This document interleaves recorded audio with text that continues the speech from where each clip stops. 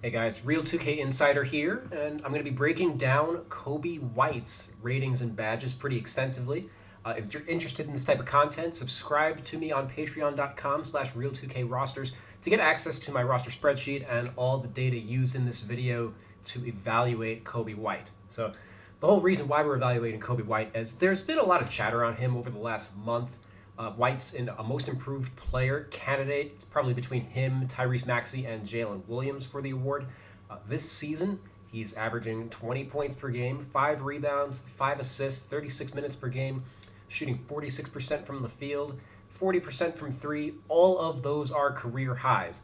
But that doesn't tell the full story. White's last 35 games are actually much different from his first 20 games, basically covering the period from October to November. In his first 20 games, he only averaged 14 points, 3 rebounds, 4 assists, and 33 minutes per game, shooting only 42% from the field and 38 from three. And over his last 35 games, December to the present, 23 points per game, 6 rebounds, 6 assists, 38 minutes, 48% from the field, 41% from three. So, despite his market improvement, that I think a lot of people have, it's been obvious the Bulls have been playing a lot better since Coby White started playing well. Kind of coincided also with Zach LaVine going down. That might have also been a key factor. But the Bulls are like 21 and 15 since December. So that's one of the reasons why a lot of people have wanted Coby White's rating to go up. But I haven't been able to do it despite his market improvement. And that's why I wanted to go super in depth in here to figure out what I was missing.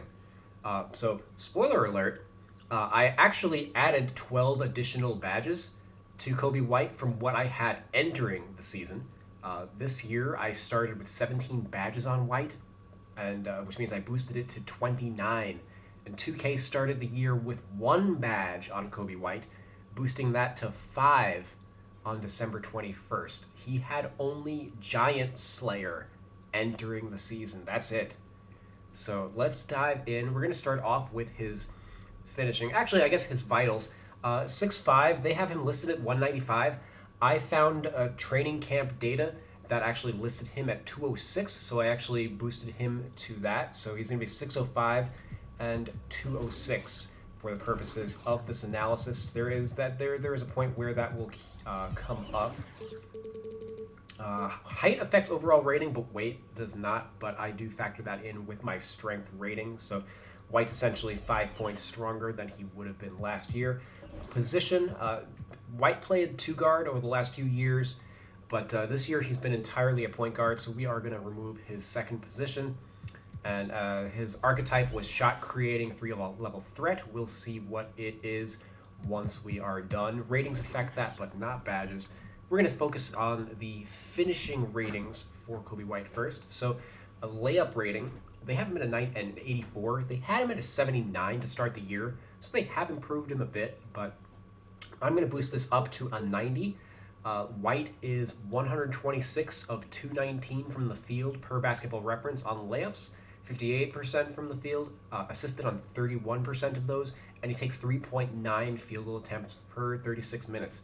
This is probably the best, not probably, but definitely, his combination of efficiency, shot creation, and volume is the best it's been this season in his career. In his first 2 seasons, he only shot 50% from the field on this level of creation and volume. So he had to rein himself back in because he didn't have a successful first couple seasons. Over the past 2 seasons, in 2022, he shot 59% from the field, 65% last season, but he did so on considerably lower creation. He was assisted on only 48% of those in 2022, 40% in 2023. This year, he's got that down to 31% with the 58% shooting. And then his creation is 3.9 field goal attempts per 36. As a rookie, that was up at 4.9, but only the 49% shooting, so those weren't actually good shots for him. And then that dropped down to 3.8 as a sophomore, and then down to 3.0 in his third season, 2.6 last season on the career high 65% shooting. So this year he's got that back up to 3.9, which would be his second best season creation wise, not just in terms of minutes per game, but in terms of what he's doing in his minutes. This is again standardized per 36 minutes. So Overall, 90 layup rating, and then we'll jump into some of his layup related badges that we're going to give him. Let's scroll down to the dunk rating. I'm going to boost his standing dunk by 5 points. This has like minimal effect. It's more or less cosmetic. He's not really going to be doing standing dunks, but as a 6'5 guy, he's closer to it than a guy who's 6 foot, for example. But driving dunk, I'm going to drop this down to a 55. White isn't really a big time dunker. He's got 8 dunks on the season. Typically, he has like 8 dunks a year. He's 8 for 8 from the field, 100% from the field. Hey, and only 25% of those are assisted. That's pretty low for a guard. So when he does dunk, it is actually off the dribble and not something that's in transition, for example. But only zero point 0.1 field goal attempts per 36 minutes. Dunking's just not a big part of his game. Typically, I would have this at a 50, but because of his low assist rate, I'm actually going to boost it up to a 55 because I can tell that he is actually getting those in some half-court situations. Going up to his post ratings, this is like low-hanging fruit that 2K could be adjusting. Fadeaways, I'm going to plus 15 this. He's 11 of 24 from the field this year, 0.4 fadeaways per 36 minutes, so it is actually something that he does. And then I'm just going to boost his hook shot up to 50, 0.1 hook shots per 36. It's something that he like technically does. Hey, if he's hook shots 0.1 per 36 minutes is the same as his dunk rate per 36 minutes. Why have the dunk rating at 65 and the hook shot at 35, right? But then post control, he's only taken one or gotten one post touch in 1,996 minutes. By the way, 1996 minutes leads the NBA. I didn't go over that before, but we'll cover it when we get to a stamina rating. But I'm going to drop this down to a 45. And obviously, I just mentioned 24 field goal attempts for the fadeaways, 3 for the hook shots, but only 1 post touch. Well, obviously, players can shoot these type of shots without being in a post-up situation. So that's spiritually where I consider those ratings to be, because if we actually evaluated this on the merits of post fades or post hooks, there are going to be very few players in the NBA who actually have a lot of, a worthwhile amount of possessions to even justify these being ratings in the first place. So that's how I handle that. Well, let's go down to the draw foul rating. 2K has this at an 80 for some reason. They are extremely arbitrary with this rating. This is something that they use to boost a player's overall rating, which is definitely something that they're doing with Coby White here. Coby White has a free throw rate of 0.2 free throw attempts per field goal attempt. 0.219. I equate this to a 55 rating.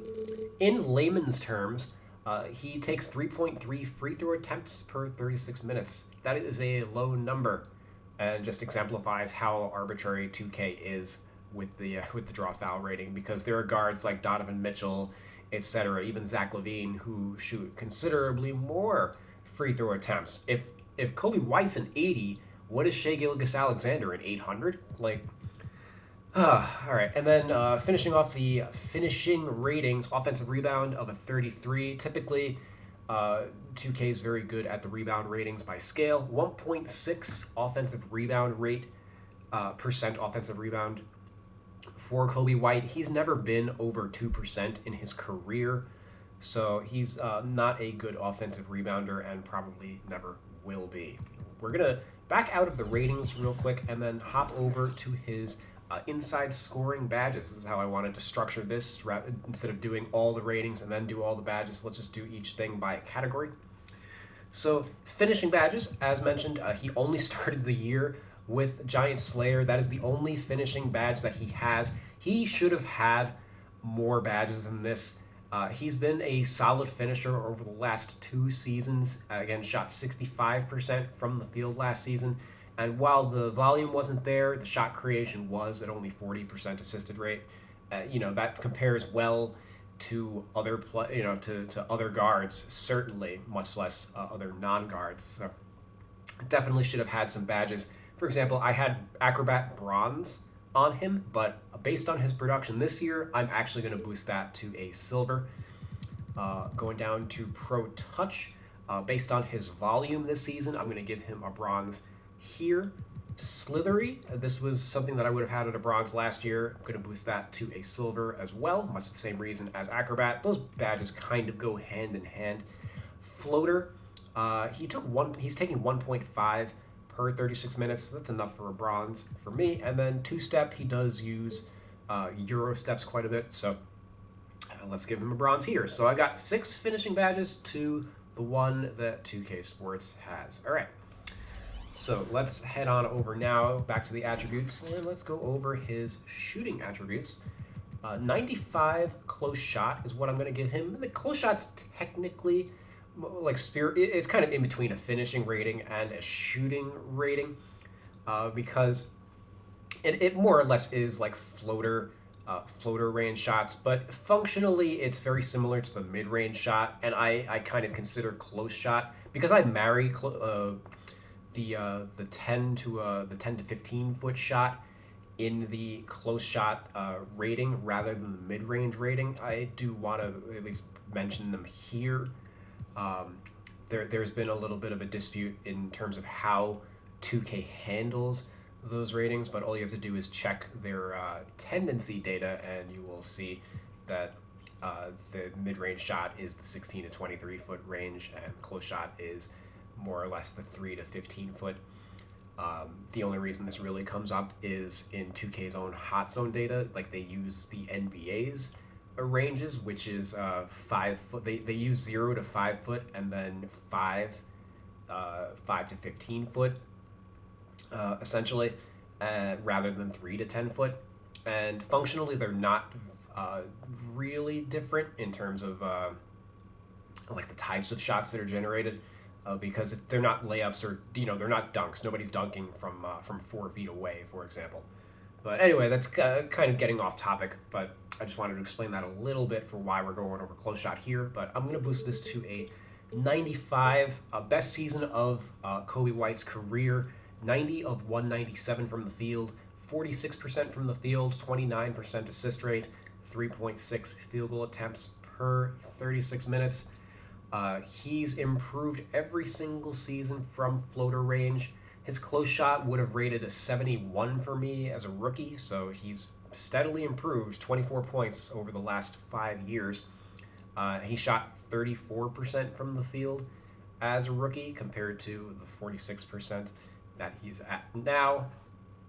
And so solid improvement, and this is a big part of his improvement this year is just his efficiency on drives. Part of that, again, I think is just due to his increased strength. He's been able to finish through contact when the guys bump him. He doesn't get affected on his shot as much as he used to. And then mid-range shot, I'm going to boost this up to a 77. And this is something that actually has dropped for White. He's only 10 of 41 on the season, 24% from 16 to 23 feet. Assisted on 10% of those, 0.7 field goal attempts per 36 minutes. Last season, he shot 42%. For his career, he's at 37%. So the 24% that he's shooting this year is a major outlier.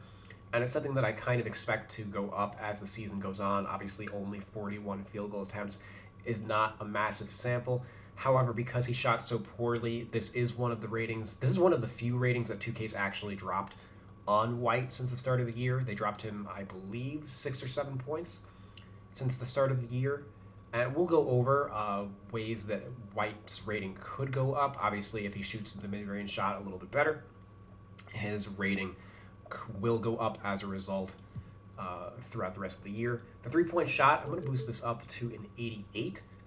He's 157 of 395 on the season, 40% from the field, assisted on 83% of those, and 7.1 field goal attempts per 36 minutes.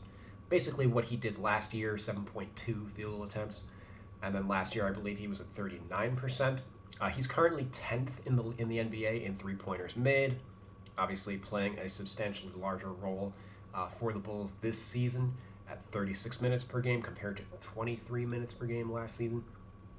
But overall, solid three-point shooting season for Coby White. We'll go over some of the particulars when we go over the badges, but 82% from the free throw line. This is actually lower. This is, again, one of the ratings that this actually dropped since the start of the year. He shot 87% last year, albeit on considerably lower volume. 87% was kind of an outlier, but for his career, he's actually an 85% shooter. So this is actually subpar and one of the areas that he could improve upon over the rest of the season.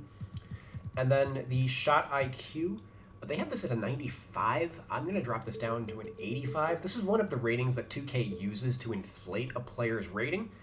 We've already seen him be massively overrated in the draw foul, and then a little higher than he should really be with the shot IQ. I use true shooting percentage, his 59 true shooting percentage, and weigh that against his 23 usage percentage to come up with his shot IQ rating. So an 85 is still good. I just wouldn't have him at a 95 as one of like the highest shot IQ, best shot selection players in the NBA. He's considerably better than he used to be. Probably as a rookie, he probably would have been like a 60, but a big difference between a 60 and a 95. I think an 85 bridges the gap effectively. Well, let's hop on over to the badges. As mentioned, a Giant Slayer is the only badge that 2K had on White to enter the year, and they added 4 badges to White. They had no shooting badges on him entering the season, even though he was known as a shooter more so than anything else. They've got catch and shoot bronze, green machine bronze, and guard up bronze, as well as spot finder silver. Those are the 4 badges that they added to him this season. Woof. We're gonna give him Agent 3 for his. We're gonna give him a bronze there. He takes about a spot up, not a spot up, a pull up slash step back per 36 minutes. So that to me gets him a bronze. He is creating a light amount off the dribble. When we went over his 3-point shot, I mentioned the 83% assist rate. He's definitely not creating a ton off the dribble, definitely functioning more as a catch and shoot type of player, but he does do a little bit of it, so he gets a bronze. Catch and shoot, as mentioned, yeah, he is a catch and shoot guy. He's taking 6.4 spot ups per 36 minutes per synergy, or having 6.4 spot up possessions, not factoring in his screen, his off screen and handoff data, which I consider those to be like advanced spot ups. So I think this is a pretty safe silver, boosting that up 1 tier from what 2K had it at. Claymore, I'm going to give this a bronze. This kind of goes hand in hand with the open looks, which I'll cover in just a second. Comeback Kid, he hasn't really had a good clutch season this year, but over his last season was a lot better. I think he shot like 50% from the field. I don't have the clutch data in front of me, but it's enough for me to give him a bronze. I don't consider clutch data to be super reliable. Clutch is, very. You know what? I'm not even going to get into like this tangent, but he'll probably range from like bronze to no badge each year, depending on what he does. Corner specialist. I'm going to boost this up to a silver. White, for what it's worth, where's his clutch shooting? He's 44% for his career from the 3-point corner. He's at 45% this year. Over his past 4 seasons, he's shot 45.5% from the 3 in the corner. So I think that's pretty reasonable to give a silver. Certainly.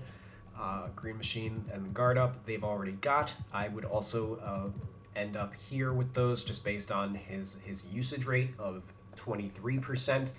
If he was taking, if he had a higher volume role, for example, if the team got rid of DeMar DeRozan, I could maybe see these going up, as he's would have to score in more of a. Right now he's more of like a secondary shot creator rather than like a primary offensive option. Big difference between a guy like Coby White and a guy like Donovan Mitchell in terms of the shots that he's creating off the dribble and through the teeth of the defense. So limitless range, I'm actually going to boost this up to a silver.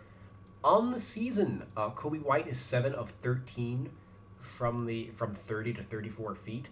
Last season, he was he was 3 of 6, and then he was like 4 of 17 for his career total. So over his last 2 seasons, he's currently 10 of 19 from 30 feet.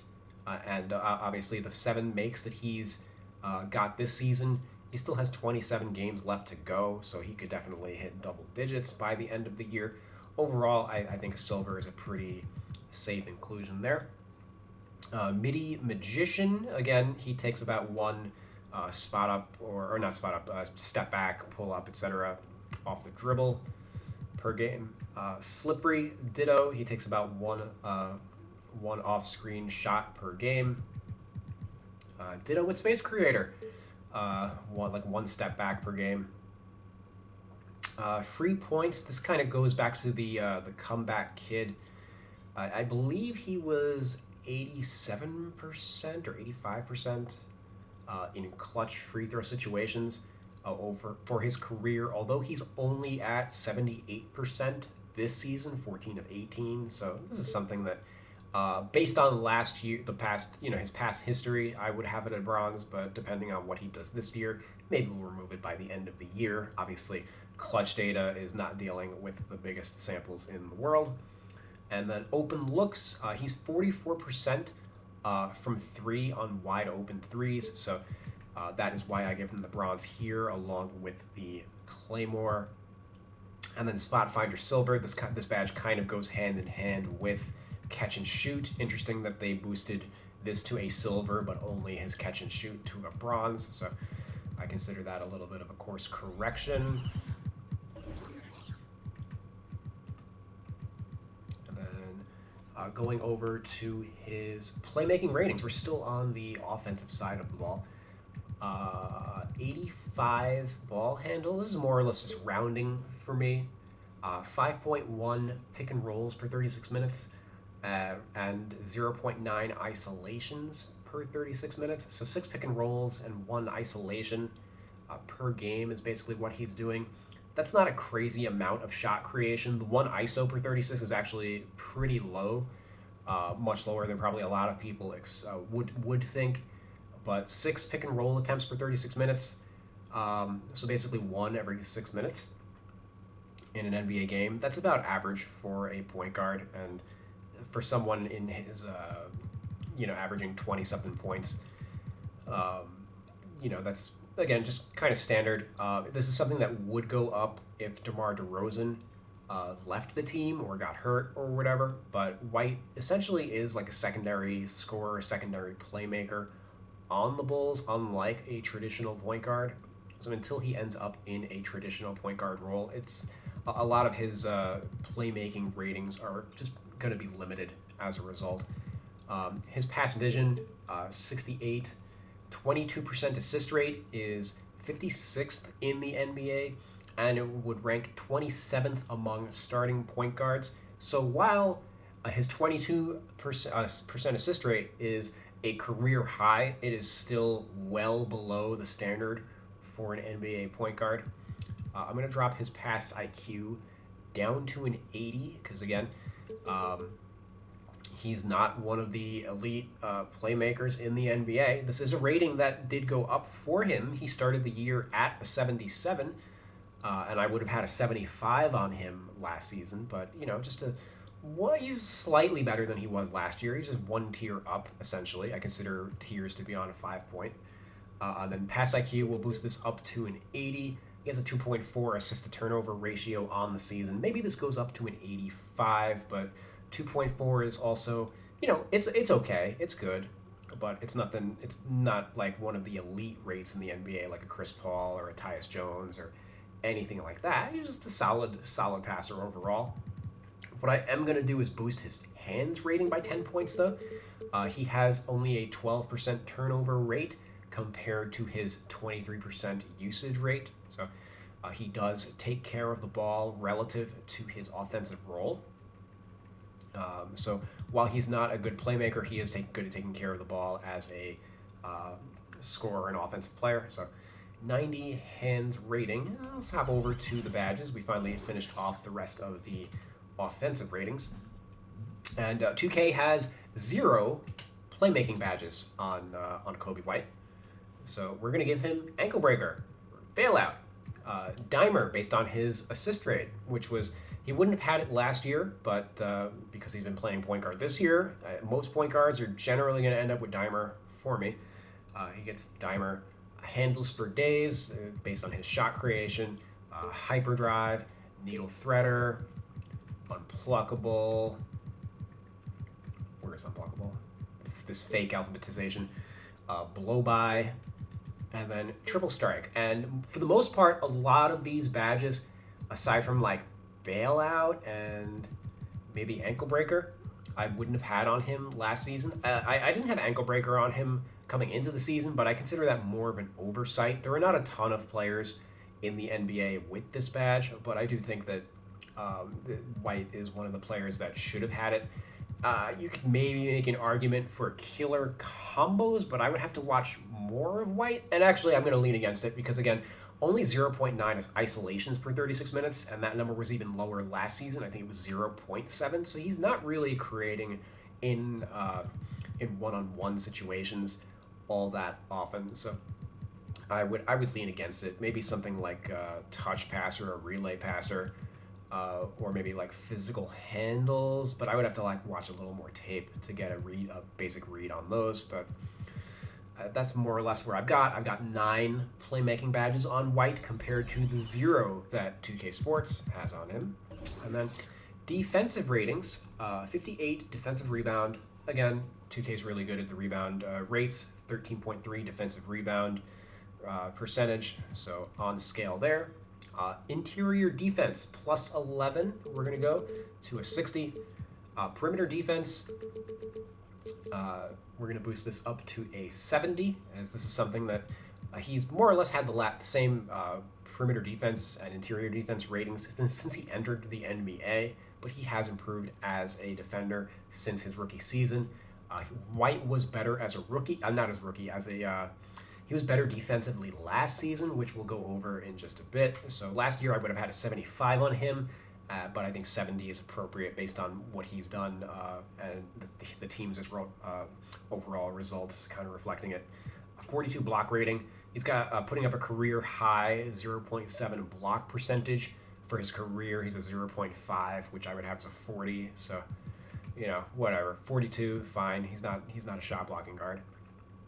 And then steal rate, I usually boost this up by 20, just going by the old 2K scale rather than the bullshit one that they currently have now. 0.9 steal percentage is 179th out of 194 qualifiers in the NBA. He is 30th among starting point guards in the NBA in steal rate. And this is, again, something that he was better at last season. Last season, he had a career high 1.5 steal percentage, which would have rated 65 by scale. So he's 9 points worse this season.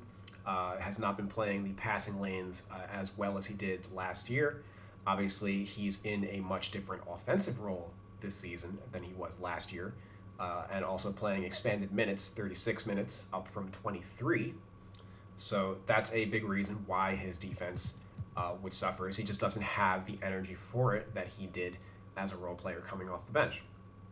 So, and White himself admits he was better defensively last season in such a smaller role, offensive role.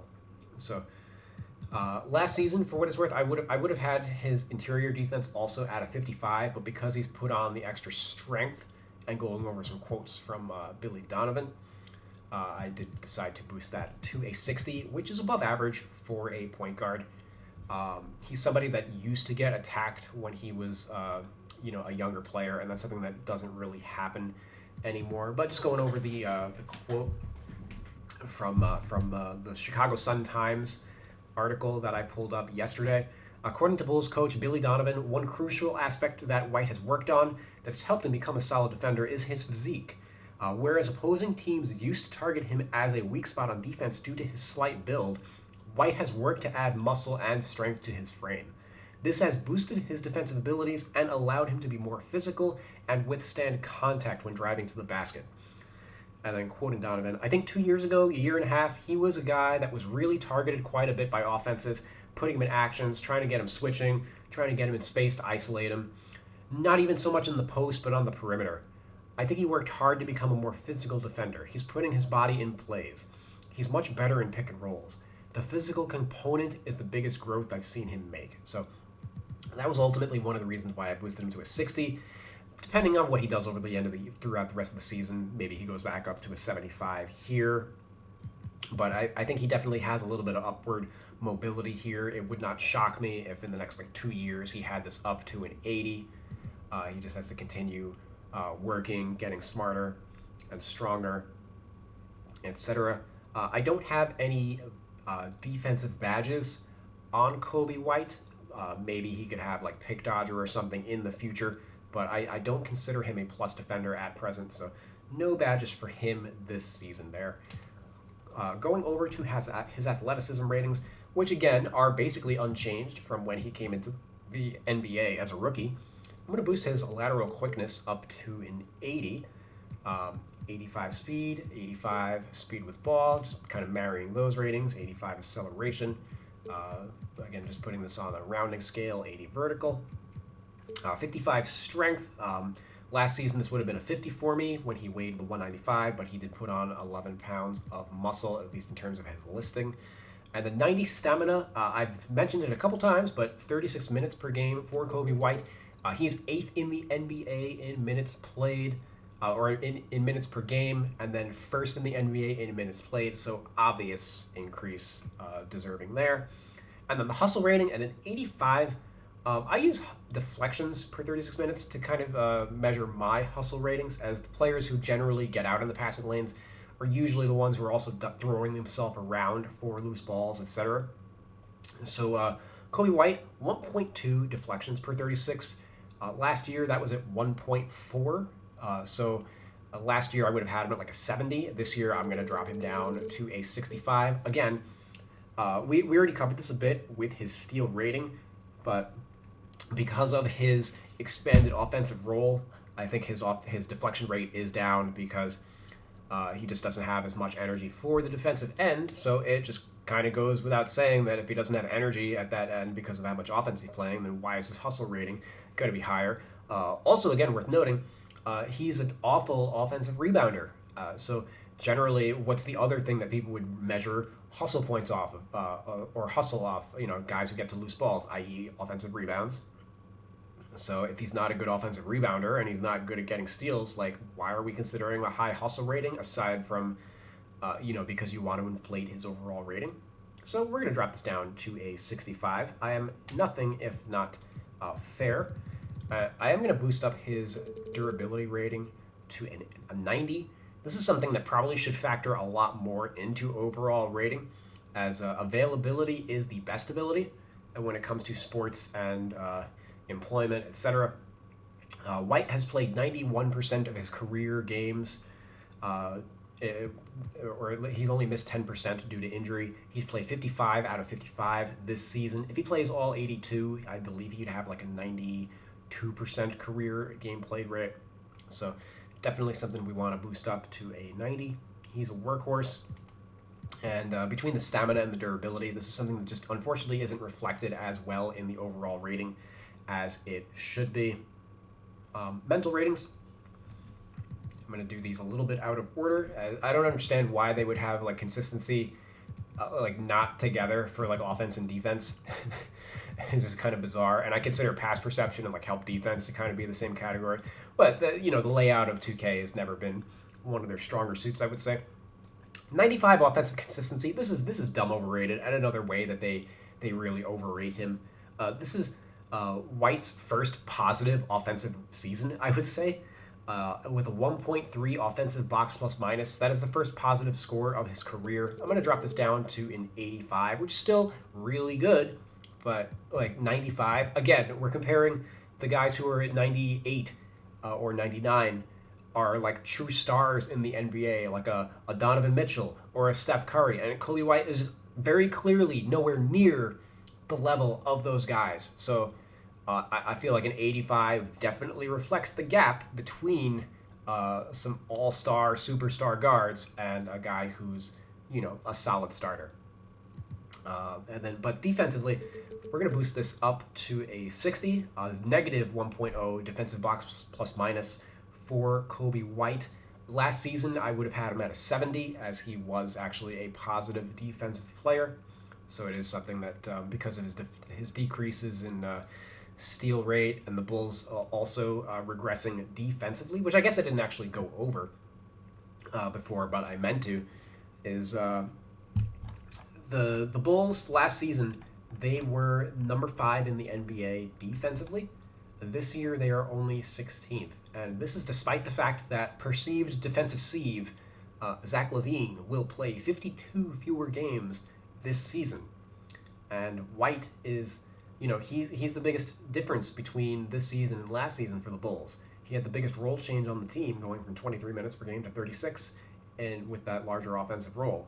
Playing next to LaVine as a point guard, rather than last year's point guard starters, Io DeSunmo and Patrick Beverley, likely hurt the team just as it did for Milwaukee, starting Dame and Malik Beasley. When you have two offense first, no defense guards, generally that's going to hurt your defense.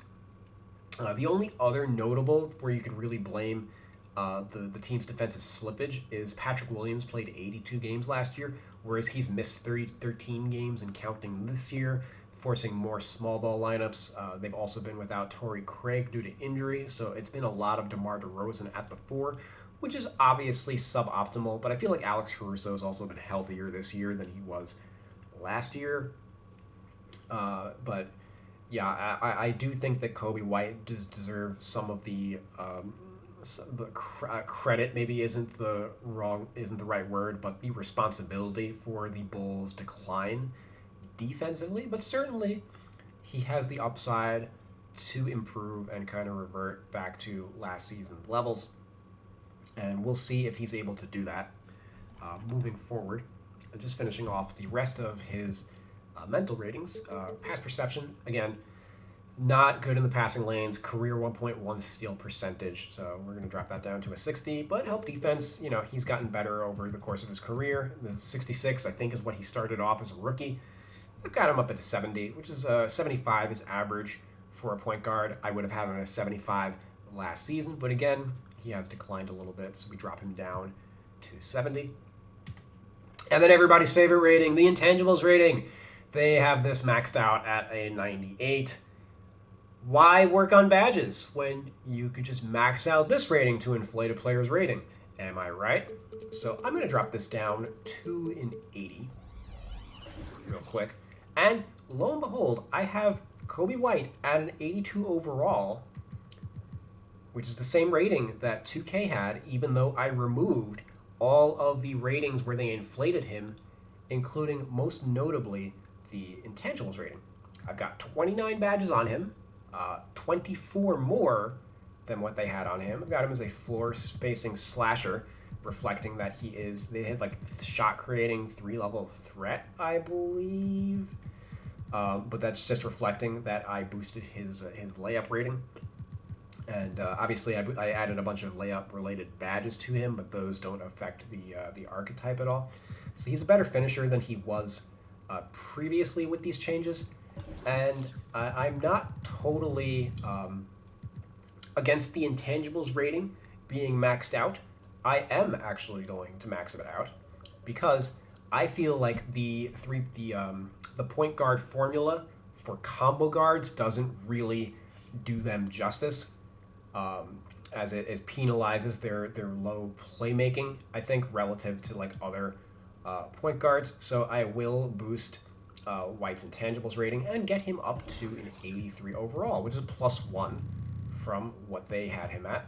I didn't normally I break this down. I do ratings first and then I do badges just to show how big of a difference the badges make. But I didn't do that this time. My badge changes added 2 points to his overall rating. So if they wanted to get him up to an 84 rating, all they would have to do is work on his badges a little bit. And when I say a little bit, I don't mean going from 1 badge to 5. I mean getting up to 30 badges like other comparable players in the NBA, like a Zach LaVine having 28. Who are some other notables? Donovan Mitchell's got 41, so 29 is not even that bad. Darius Garland's got 33. Drew Holiday's got 28. Al Horford's coming off the bench. He's got 20. Norm Powell comes off the bench. He has 13. Like, for Coby White to have 5 badges when Norm Powell's got 13 is kind of embarrassing. But yeah, that's where I've got Coby White at the moment. Just finishing off a few things related to him. As far as personality badges, I'm going to keep it real on him, as White does acknowledge, his self-reflection is important. He does acknowledge that he was better defensively, and I think that because he's not making excuses for himself, I would throw that badge on him. It is his only personality badge. Responds best to tough love, sure. And then the tendencies, I didn't go over these before, but there are a few tweaks that you could make to Coby White. We see a shot tendency. He's not as high as he really should be. He's lower than Andre Drummond and Nick Vucevic. Same shot tendency as Dalen Terry. Not the greatest. So let's boost this up to a 70. And then his touch tendency, we're going to boost that 10 points to an 80. That effectively makes him, he's tied with Vucevic for essentially the third option on the team. And then we talked a lot about White's improvement as a finisher. So we're going to boost his under rating a few points, and then his close shot rating as well. The mid-range and the three-point shot or tendencies, those are basically fine. But basically, you just want to improve him just to take as a finisher and as an overall scorer in the or scoring option in the offense. So those are the tendency adjustments that I would make. Going over the attributes that 2K has changed since the start of the season. +6 to his overall rating. He started off the season at a 76 overall, +5 to his layup, +13 to his draw foul, +2 to his close shot, -6 to his mid-range, +3 to his three-point, -5 to his free throw, +7 to his pass vision, +7 to his pass IQ, +3 to his offensive rebound, +25 to his shot IQ, +2 to his defensive rebound, +10 to his block, -7 to his steal, +25 to his offensive consistency, and +10 to his defensive consistency, and then +18 to his intangibles. So they're deciding to max that out. So a lot of inflation for White to even get to that 82 overall rating. If you took away his inflations in the shot IQ and intangibles and offensive consistency and the draw foul, he would end up rating like a 79 without, so that's why they inflated him in those areas, but they could have gotten those adjustments just by working on his badges. So I've got White at an 83 overall. What can he do from here to improve his rating? Because I've seen a little bit of talk that like he should be in the 85 range based on what he's done over his last few months. And I have difficulty, it's an 82 game season for a reason. We don't get to discard what he did in the first month and a half of the season. 20 games or whatever is something like 16 games is 25% of his season. 20 divided by 55 is what? 40%? 36%. 20. So the first month and a half, that's 1/3 of the season. 36%. We don't get to discard that just because he's been playing better. It's not a guarantee that he's going to continue to play at this level. It's potentially likely, but it's not a guarantee. And as White continues to improve or play at this level, at the same level, it will cancel out what happened in the beginning of the season. I've seen comparisons against like Darius Garland, who has struggled this season. They should be at the same rating. Well, Darius Garland also has struggled a lot due to injuries. So it's, how are we going to eliminate the worst 20 games of Coby White's sample, but then keep all of the sample of Darius Garland? That doesn't seem fair. Why are we only measuring players by their best 30 games instead of their total, their total package? That's essentially what a rating is it's what a player is going to average or produce expected production over the course of an NBA season. So my question then is, what can White do to improve his rating? Well, White shot 42.5% from mid-range over the prior 3 seasons. His 24% this season is obviously an outlier. Reverting to this level would generate would automatically generate a +1 overall. So we'll just do a +10 there. At 82% free throw, we mentioned White's below standard. His career rate is 85%. So if we just revert him to his career rate, we'll just do a +3 there. And then better efficiency as a mid-range scorer, and somewhat with the free throw rate.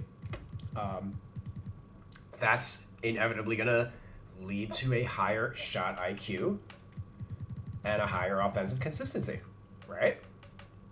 Right. Assuming he maintains all his levels at 3-point shooting at the floater range. If he just goes back to his career levels at the mid-range and the free throw, it goes without saying that he will have boosted offensive production.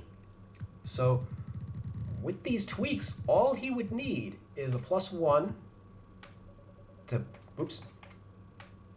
to his close shot and his 3-point shot, and that gets him to an 85 overall. So he's right on the precipice of that 85 overall if he reverts back to his career levels in these two attributes. However, it's just as likely that White's 3-point shooting is at a high water mark and that those numbers will slip. He's shooting 45% from 3 in February, but was at 39 to 41% over the prior 3 months. So is he going to maintain his 3-point rating? Probably not. He'll probably slip down to 2 points or 3. So this is where White's limitations as a playmaker and defender ultimately come in and cap him. Playmaking and defense have significantly less variance than shooting, and it's going to be difficult for White to make meaningful strides as a playmaker, as a passer, as a defensive player, relative to the ones that he already has. We've already boosted, I've already given him how many finishing badges. I've already given him 9 additional playmaking badges. So how much better is he really going to get over the next 27 games to merit going +5 to his ball handle rating? It's probably not going to happen. He's already played 2/3 of his season. So it also goes without saying that if White has an extended slump like he did in October and November, it's basically a wrap for those discussions. So he has to maintain his level of play and actually improve upon it ever so slightly just to get up to the 85. I don't think that's super likely.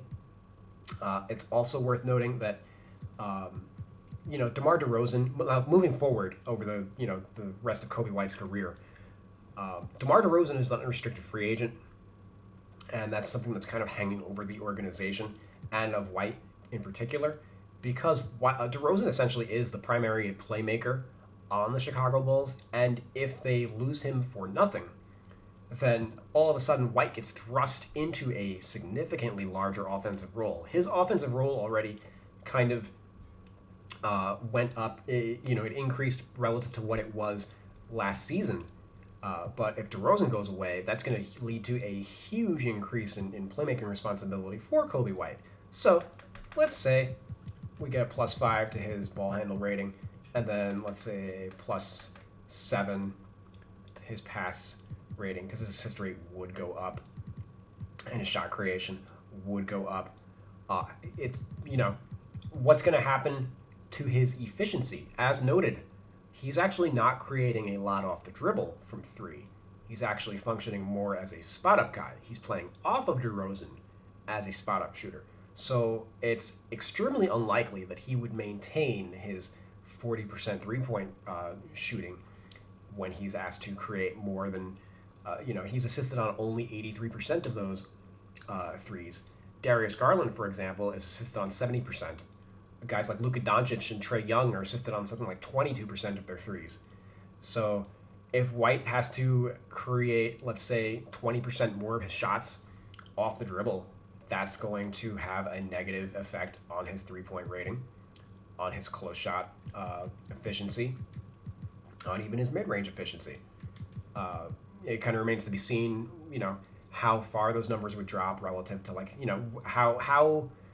how far his shooting percentage drops relative to his volume and creation is going to be an interesting balance moving forward. We'll cross that bridge when we get to it, but it is something to keep an eye on moving forward for how White's going to develop over the course of his career. I do think that I would consider it greater than 50-50 that DeRozan would move on, either in, I don't know about unrestricted free agency, but maybe in like a sign and trade, because he just doesn't meet the timeline for this team. They should really make the team Coby White's team moving forward, because they have a bunch of guys who are, the Bulls do, who are pretty much everybody over the age of 30 needs to go away. And then they have a bunch of young guys, Coby among them. DeSumo's pretty good. Patrick Williams, the Dalen Terry and Julian Phillips, who they drafted in the first round over the last 2 years. They have a solid core, and then the rest of the vets, obviously they've been trying to part with Levine since the summer. And, Nick Vucevic is more or less unmovable. But, hey, they need a center anyway. And then Alex Caruso's been part of trade rumors for a while. Andre Drummond's an unrestricted free agent.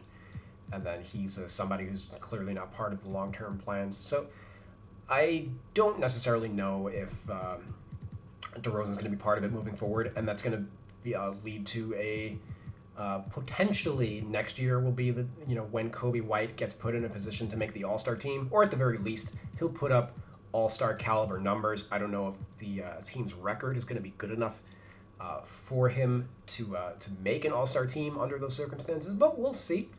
Thank you guys for watching and listening as we did this deep dive, this comprehensive deep dive on Coby White, breaking down every single aspect of his game. If you liked the content of this video, please hit that like button, subscribe, leave a comment. Find me on the Operation Sports forums where I posted this breakdown. And again, if you want to get access to my spreadsheet where I have all of the attributes and badges and all the data used to come up with all this with this rating breakdown, hit me up on patreon.com/real2krosters.